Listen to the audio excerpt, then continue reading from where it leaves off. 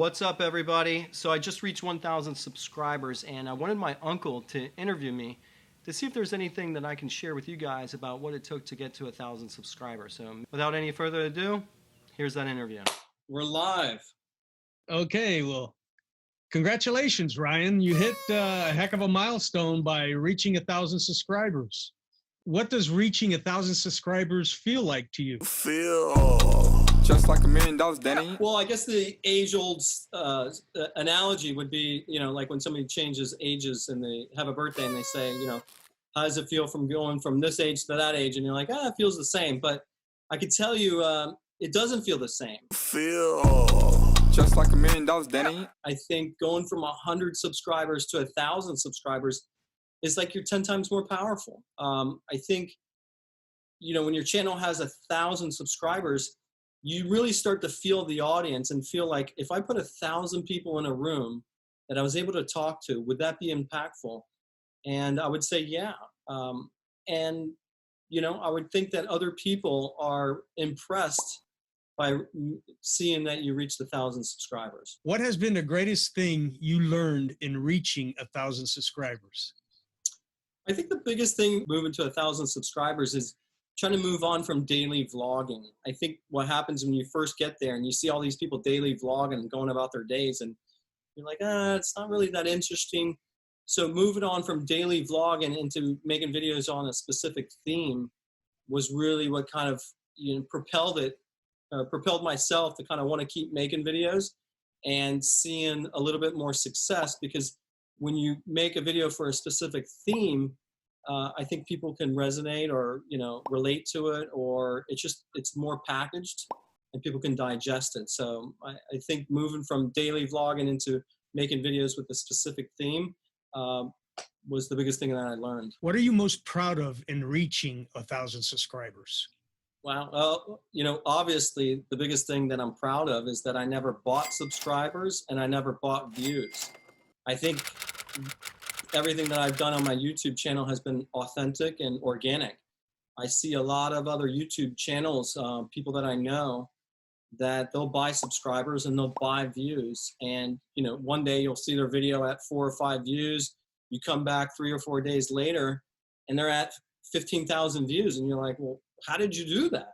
And the only thing you can think of is obviously that you're buying views or you're doing some sort of paid advertising to get your content out there. Where for me, everything's been 100% organic, and I want to keep it like that, because then I can look back and always say that I grew it, authentic. I grew it, truly putting the hard work in there. What is your most successful video that you've uploaded? Well, it's easy. Me at the zoo. So the first video on YouTube was one of the founders of YouTube went to the San Diego Zoo and just recorded himself in front of the elephants. And a lot of people search for that video. So it's called Me at the Zoo, and everybody wants to know what the first video on YouTube was. So I actually went down to Miami Zoo and recreated that video. And the difference about me trying to recreate it was I really tried to put the same mannerisms into the video. So I really, just reenacted it. But that video from last May to now has probably done 225,000 views. And I would say that that's the biggest video I've ever made. I've seen the video, and you're spot on. Well, it was supposed to be a challenge. Challenge! So everybody's supposed to go to the zoo and reenact their own. Has anybody else done it that you know of? Yeah, a lot of people have, and a lot of people have tried to do it, but I think what I see about reading the comments on my video is everybody says I'm pretty spot on, like you just said. Any advice you want to give to new YouTubers? I think the biggest advice I'd give is there's an analogy that I use for anybody that's trying to be creative. When somebody wants to learn to play music, let's just say the piano, you don't just sit down and start writing your own music. You actually start by recreating other people's pieces of work. Maybe you start with chopsticks. Maybe you go into the ice cream truck. No. I think the same thing when it comes to video. Anything creative is that you really just try to reenact other people's pieces of art to the best of your ability, and through that process, you're going to figure out something somewhere along the line. And I think that's the biggest advice. Instead of just trying to talk, really try to take a piece of art or, a video and recreate it. And if you can recreate it, then you can really kind of see how good you are or understanding how they put it together. So that'd be the biggest advice I say to any new YouTubers: recreate somebody else's commercial, somebody else's video, and you'll probably learn something from there. I agree with you. It tends to work. Yeah. What is your favorite type of video to make? Well, my favorite type of video would be a music video. I think I made a music video recently. That probably is my favorite genre. I mean, obviously, I'm not a musician, so trying to find ways for me to be in a music video would be kind of difficult, but it's the most fun because not only is it short, like 5 minutes or less, it's about fast cutting and you kind of have a little fun with it. With 1,000 subscribers, there is obvious motivation. Where do you feel you are on your journey? So I feel like my journey is just beginning. I think now I got to move and say, okay, well, I can get to 1,000 subscribers, but getting from 1,000 to 10,000, I have to take it a little bit more serious. I have to be a little bit more, I have to plan a lot more. And so I obviously I want to keep growing it. So I'd say my journey's just begun. How long did it take to get to 1,000 subscribers? Was it faster or longer than you thought? So it took a good 11 months to get 1,000 subscribers. And to answer the second question, it feels like it was a little longer than you expect. I mean, you put a lot of videos out there and you realize how hard it is to kind of grow an audience and get people to want to kind of subscribe to your channel. So it was definitely longer than I thought. It was harder. It's definitely the hardest challenge and goal that I ever set. I'm sure it is. What is your channel all about? Well, my channel is, it started off as really just trying to focus on the travel industry and trying to show the different things to do in Miami or anywhere I travel to. And then it kind of just grew into the other things that I'm interested in. So I'm interested in music and lyric videos. I'm interested into marketing and programming and tech and showing how to make things DIY, daily vlogs, traveling. And so it's kind of really just grown. Even though that most of the people say that you're supposed to put yourself in a niche and find your niche so that way you can build your audience. But what I've seen is a lot of YouTubers have gone away from their niche and they kind of expanded. So it's funny is everybody's saying, hey, start and create a niche so you can grow the channel. But once you grow the channel, they don't want to just make those videos anymore. They want to kind of branch out and do other creative things and not let that box that they started be the thing that holds them back. Don't limit yourself to just the one thing that you're known for. That's great, and it's awesome to be known for something, but creativity is limitless, it's endless. I think I'm just kind of speeding up the whole process and saying, hey, you know what? I'm going to be like these successful YouTubers and just make videos about anything that I'm interested in. What inspired you to start making videos?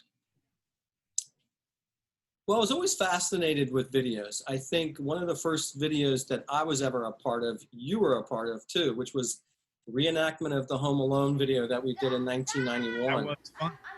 Yeah, and that was kind of like the first taste of it. I mean, we all did a great job, I think, using the technology at the time and showing the interest to it. So it was very interesting to me. And ever since that day, I always had some sort of relationship or connection to making videos. And now at this point, I think what drives me is to kind of tell interesting stories, is to become a storyteller and use this platform to tell stories about where you've been, who you are, what you experience. And maybe I can relate to people, or I can just save it for my kids so they can always kind of look back and understand who their dad was. That's good. Real Yeah. good. Does your family and friends support you in making these videos? Luckily, yes. When I reach out to people and I say, hey, can you send me a 3-second video?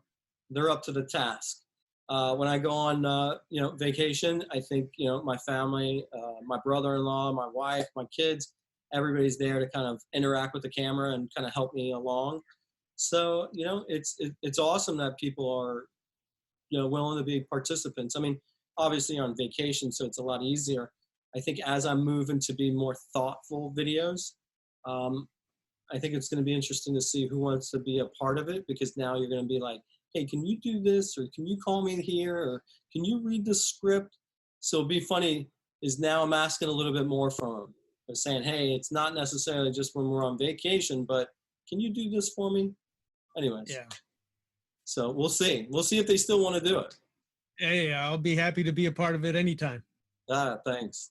On average, how long does it take you to put out a video? Well, it really depends on what type of video you're making. I would say about 3 or 4 days kind of really takes to kind of start a video, kind of edit it down, and then kind of put it out there. But the good thing is I'm not a perfectionist. So I'm able to put some content out there that you know, I don't have to spend months perfecting. I can kind of just push that out there. Have you ever had any setbacks? And if so, what were some of them? I think the biggest setback that I had was doubt.